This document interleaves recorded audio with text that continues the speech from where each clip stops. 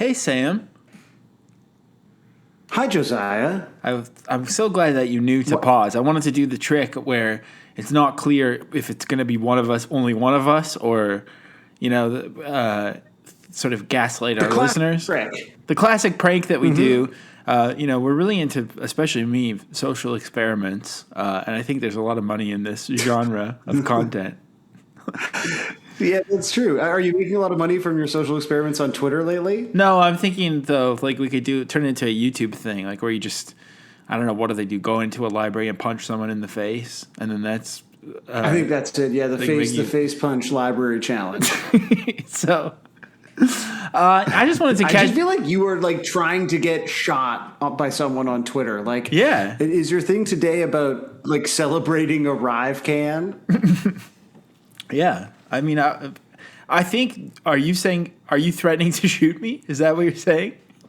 Listen, are we behind the paywall yet? No, we're in front. We're in front. We're in front. So then I'm not threatening to shoot you. So basically, no. I mean, that's a good thing because I'm not threatening to shoot you, yes? There might be some new people hearing this who don't really know how the pod works. Well, it's every week we talk around a different punk song, and then every week also there's something behind the paywall. And what Sam is kind of insinuating is that once you go behind the paywall, everything we say has a big allegedly around it. And that's why we can get away with saying some crazy shit. The paywall is alleged. Yeah. So including sending each other death threats. That's a really good idea. But here's the thing, folks. We tricked you.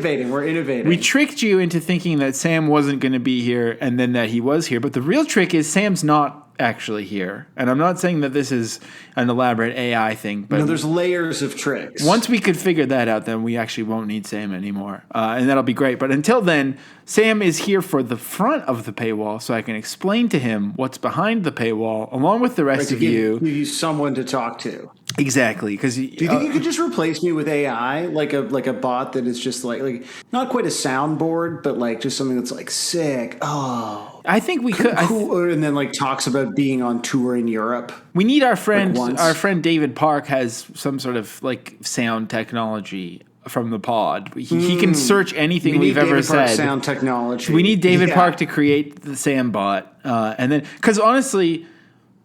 And again, if you're new here because you want to hear our subject, I'm sorry. It's usually like this. Whatever seems like I'm about to make a point or say something relevant, it takes forever. But before I say what I want to say, the truth is your internet's been down all day today, hasn't it? My internet came back just in time for you and I to do this, belated Sclusy introduction. So your internet's been down all day, and I was like... we go right into the episode this week. There's no context for the dear listener that we love and care about so much. So we need an intro, but Sam's not around. And then I was like, should I do it by myself? But no, I didn't. Thank God. I almost did. It would be this, and then your intro, and then the episode. Like really make them work for it. No, like I think you can do it though. I actually think you can do it. But because you did your own. All the small things by yourself. I did my own no-cut Sclusy, and everyone agrees. I poked around it a bit. It was incredible. It just sounded like you were like listening to a podcast or a radio show. Like, you can do it. I can't do it. I need someone. Really? No. I can't do it. My voice gets different. I act weird. I feel all like jittery and like looking behind my shoulder that I'm going to get caught. I don't know. I need you. Until we get Sambot, I need you here. So please... Rogers Internet, get your shit together. Or Sam, start paying for better internet, please. I pay for the best version of Rogers Internet. That's what's so upsetting. So if you're mad about this episode being a couple of hours late, I would encourage you to tweet at Rogers. CRTC or whatever.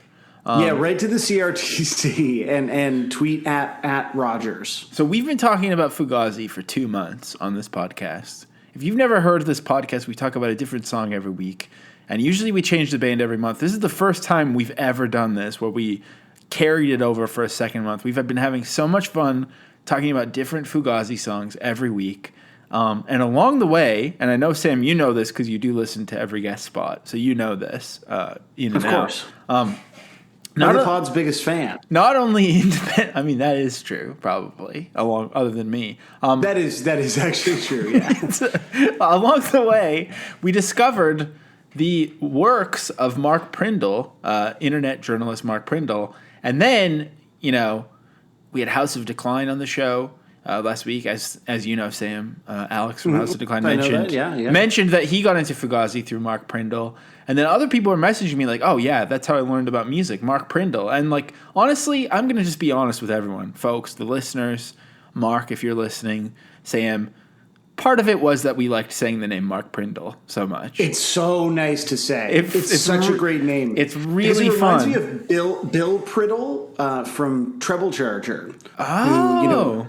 You know the name of the guy. Oh, he's the Oasis glasses guy. He's the good one. He's the good one as opposed to the sort of spooky diddler. Allegedly spooky, alleged diddler. We're not behind the paywall yet. I know. I didn't say which one. Maybe I meant the bassist. But poor Bill Prindle, who got stuck in a band that rapidly turned into a sad copy of Sum 41. But he wrote a lot of really great songs. I think he played in Broken Social Scene as well. And I always thought he had a great name. He had a solo project called Prindle. I was thinking Concern, of Pringles too. Do you fuck with Pringles? Word to say. You never even thought of Pringles? I didn't think. No, the whole time I've been thinking about Red by Treble Charger. I mean, one of the greatest Canadian slow jams of all time. We do often disagree about consumption, and the things that you consume are things that I don't usually consume, and vice versa. Beer and weed. Yeah, and for me, it's chocolate and sneakers, things like that. But we do bond over a shared love of chips, and so I'm a little surprised you didn't go down to the mustachioed Pringle man himself. But then I realized I don't actually know if those are chips. They're almost like a weird cracker. Yeah, they're in a crisper kind of middle zone. Although I will say, I don't think I ever get the only time that I ever get Pringles is in an airport. To me, a Pringle is like a weird travel chip. Oh yeah, because it comes in a travel case. Yeah, they just always selling them at the Relay at Pearson. There's the Toronto Sports Store at Pearson is crazy. I don't think I've spent a lot of time at the Toronto Sports Store. Maybe you can get some great, maple leaf onesies for a baby. So you thought of Pringles while I was thinking about Red by Treble Charger this whole time. Either way, Mark Prindle is the best name though. It's better than Bill Prindle and it's better than Pringles. I think. Not only that, Mark Prindle is actually a very sick writer. MarkPrindle.com is. Writing fucking rules. It's actually worth was a delight. It's literally worth reading front to back, and that's why there's this legend surrounding him that we're too stupid and self-obsessed to know about. And so I reached out to Mark Prindle. I friended him on Facebook, and he's kind of got his own much more pure, much more positive, much more innocent Eric Alper thing going on over there, where he's doing prompts every day, and people are talking about music, but cool, good music, in a good way. He's sick. So everyone should add Mark Prindle on Facebook. And I reached out to Mark Prindle and I said, do you want to do a podcast? And 5 minutes after he said yes, he did a status that said, by the way, all the podcasts I've turned down over the years, I don't know what I was thinking. I'd love to do podcasts, so let me know. And so then people pointed it out in our Discord that he said this. And then they're like, oh, Josiah's probably too contrarian to invite him on. Well, no, he wrote that because I invited him on. So that's what... Mark Prindle's mind about the entire medium of podcasts. And that was before we even talked. It's remarkable. That was before we even talked. Wow. So maybe there's going to be a new status update that's I've chosen to recant my earlier statement.